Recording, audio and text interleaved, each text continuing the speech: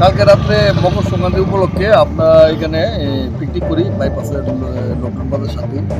তো রাত্র 2:15 নাগাদ বিকট একটা শব্দ পাইলাম তো দূরে দেখলাম যে গাড়ির ভিতরে 4 জন ছিল।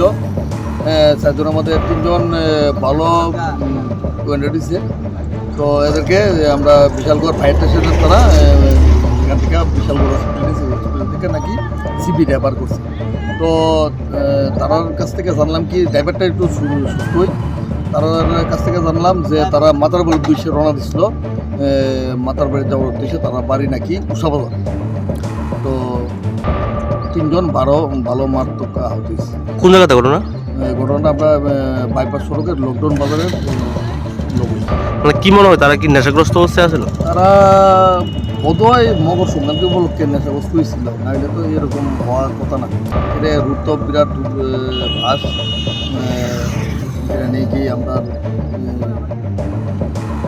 4 লেনের রোডের মতনই হয়েছে না, 4 লেন যদিও রুট তো বেশি ফাঁসই, কিন্তু এরকম হওয়াটা কোনো কুয়াশার কারণেই হয়েছে। আর মতো অবশ্যই ছিল।